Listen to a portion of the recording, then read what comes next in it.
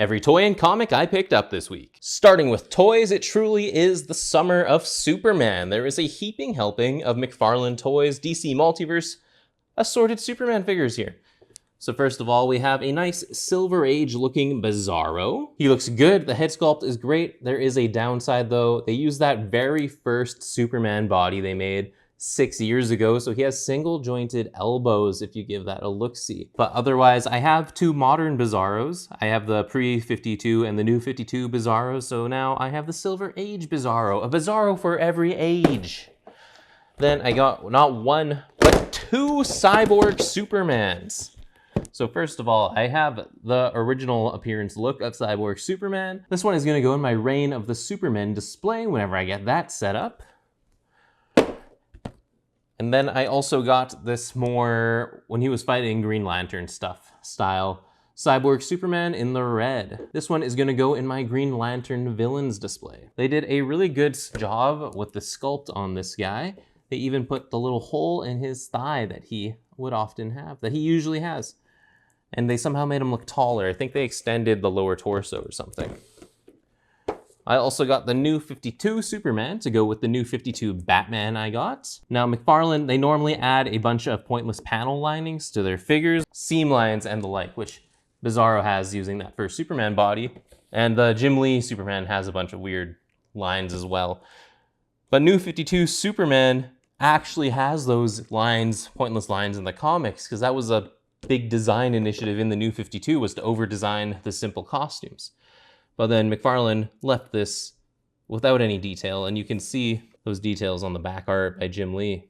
So a bit of a letdown, but I want the new 52 era represented with my Batman and Supermans. Then I also got this Lieutenant James Gordon, not Commissioner Gordon, because this is specifically the one from year one. But I want a more modern, old man Jim Gordon, so I'm gonna do an easy repaint, paint his hair and mustache white. And then I have a Commissioner Gordon on the shelf that I'll be happy enough with.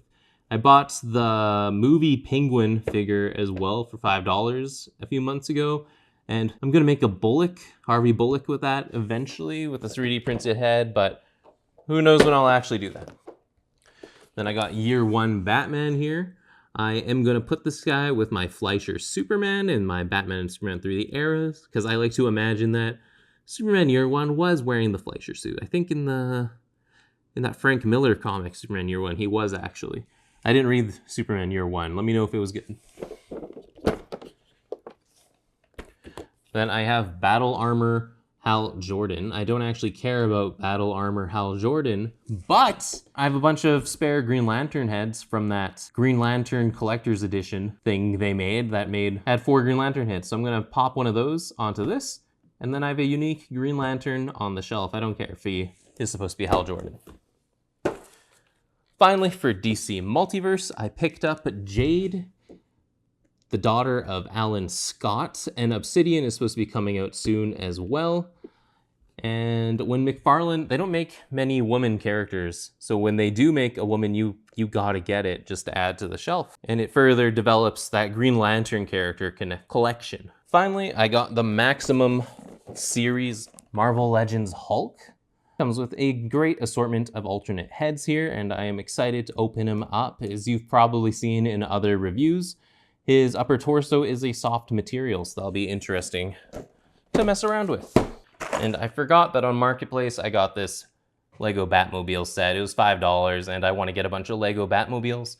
My other ones are all movie-based, but this one will be a fun little joke in my Lego garage at some point.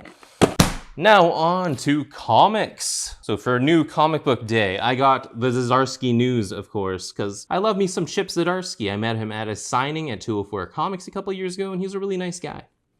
For monthlies, I signed up for this variant cover of Magic kind of late, so I only just got it in now. Zatanna, which has been a favorite series of mine. I was hoping it would get picked up for an ongoing, but it did not, so that's a bummer. Also, this is issue 5. Wonder Woman, issue 22. Superman Unlimited, issue 2. Exquisite Corpse, issue 2. G.I. Joe, issue 8. Ultimates, issue 13. Avengers, issue 27. Moon Knight, issue 9. The Gwenpool, issue 2. The New Avengers issue 1. I got a variant cover on this because I was flipping and flopping on if I was going to pick it up, but then I read some pages on Instagram and it looked pretty good. West Coast Avengers issue 8, which I just read today that this got canceled. That's a shame. Avengers vs. Aliens issue 4, which I believe is the final issue of this mini. Godzilla vs. the New Avengers issue 1. Fun to see that lineup back. Fantastic Four Fanfare issue 2. I'm picking and choosing with this series depending on if I like the writers. This one is being written by Jonathan Hickman, so I was obviously intrigued. Spider-Verse vs. Venomverse issue 2. And X-Men issue 18. Then for trades and back issues, I got this Bruce Wayne Murderer. Big old trade, it's pretty thick. And now I need to find Bruce Wayne Fugitive, but that has been a little trickier to track down, I've been finding. Then catching up on some Marvel events. I got these on all these trades I got used for pretty cheap. So I got these on Marketplace. It's Siege, X-Men, and Secret Invasion. I want to eventually soon start reading New Avengers, and I need the events that go along with it, of course. So I'm getting ready for that. And then I also got Ms. Marvel Secret War. This Ms. Marvel run by Brian Reed. I'm pretty intrigued by it, because I know Machine Man shows up for a pretty decent portion, and I love Machine Man. Then for back issues, I got 4 issues of Adventure Man. I've heard a lot of amazing things about Adventure Man. I don't know if this is the first series, but they had it, and I'm gonna read it. Now to discuss last week's comics. So this is issue 9 of TMNT. I have really been enjoying IDW's relaunch of the series. They've had an ongoing plot where Donatello was talking to this dead rat and he was able to hear Splinter through it and would hear Splinter crying. And all the other brothers thought he was crazy, but now they hear Splinter's tears as well and they're on the same page, and I'm excited to see where this goes next. I did also read some unfortunate IDW news that apparently they're on the verge of bankruptcy and only have a year or so left of money to turn that around, so I don't know. Hopefully the Turtles are able to stick around. I did really like this issue of Runaways.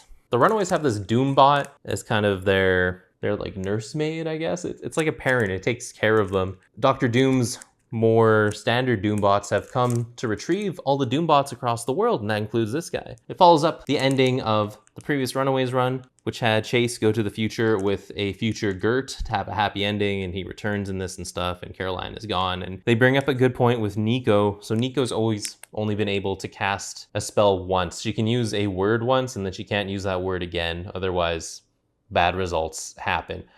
But other characters in Marvel can learn magic other ways, and Gert brings up to Nico, why don't you try and learn to use magic in these other ways? And then I like that development for the character. So the Kevin Smith story in this is easily not canon, but then the Al Ewing one has Spider-Man team up with Win from Gods, and that was interesting. They have a 616-day adventure, and Spider-Man was chosen by Eternity to save Eternity, I guess. And then there was a Chip Zdarsky story at the end where a new character gets introduced who can slow down time around them, and I'm curious to see where that character will show up again. Presumably in Captain America, but who knows? I really like the art in Ultimate X-Men, but I've been having trouble following the story from month to month lately. I'm not going to drop it because I do still really like it when I'm reading it. It's just hard to keep track of what's happening. This issue of Phoenix had it explained how Sarah Gray's back, I think. She has mutant powers, and I honestly don't really remember what happened in this issue, so that's a shame. Magic is another series where it's just okay, so I kind of don't remember what happened. She had Juggernaut and Psylocke in this issue, so I like Magic's interactions with Juggernaut in this and the main X-Men series. And then also, she followed up with Madeline Fryer and they had a Limbo adventure. Okay, I did actually like this issue. I liked her and Maddie talking more after that New Mutants run where where Magic gave Maddie rulership of Limbo. That was a nice follow-up, and now it just showed them being buds, which I liked. I've been surprisingly pleased by Deadpool Kills the Marvel Universe one more time. Every time I've read it, this is the third Deadpool Kills the Marvel Universe, and Cullen Bunn just writes a good Deadpool. I don't know what to tell you. And then throughout this, he's been getting little power-ups every issue. So he got Captain America's shield and the Venom symbiote. And in this one, he went around and got magic powers and got Hulk blood in him. And or no, he got gamma powered. So he's hulking out and stuff. This is a good series. Green Lantern Corps, number 5, featured some good Guy Gardner action. And then I liked the focus on Kelly and Baz. Baz doesn't get many stories, even though he's an Earth Green Lantern, but he easily is the least developed of them all. So he needed this spotlight. And then Kelly, not technically a Green Lantern, I guess, but also severely underdeveloped. And they confirm in this that she's 13, which is funny because she was running around with Young Justice and they just had a 13-year-old with them. And the artist on Young Justice from when Bendis was writing it, no one knew how old she was seemingly, because sometimes she would be really short and sometimes she'd be equal height with them. That was the thing that bothered me in that run, but this has been good. In Aquaman by Jeremy Adams, he's teamed up with Captain Nemo from Leagues. And I know that book is in the public domain, but is this implying the book doesn't exist in the DC universe, or is the blue kind of like a place of fiction? Let me know what your theories are. Action Comics had Clark Kent visiting Metropolis for a future fair, World of Tomorrow fair, and it was cute. It was a good time. I like stories of Clark as a boy. Robin and Batman Jason Todd I really liked.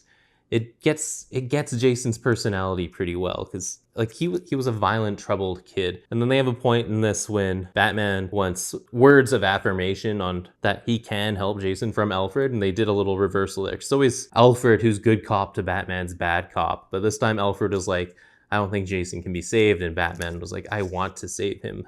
I want to help him, and that was good stuff. Because I like it when they show Bruce as a caring dad. They call me crazy. This is Trinity, daughter of Wonder Woman. This was a lot of fun. It had some jokes that made me laugh out loud. They had Pariah being melodramatic, and then just had some good Wonder Tot, Wonder Teen, and Trinity adventure. One World Under Doom continues to be one of the best Marvel events, or just events comics from the big two in years. And Doctor Doom does seem to be in the right and doing the right thing all the time, so I'm a little bummed that next issue Maria Hill's gonna reveal the evil deed that he's done. Transformers 21 was really good. This series has just been a fantastic read every issue. I'm sad to see that Daniel Warren Johnson is leaving, so I'm a little concerned about when a new writer takes over this, will they be able to keep up that level of consistency? I hope so, but you never know. So there's everything I picked up this week. Let me know what you're reading and what you want to see reviewed first.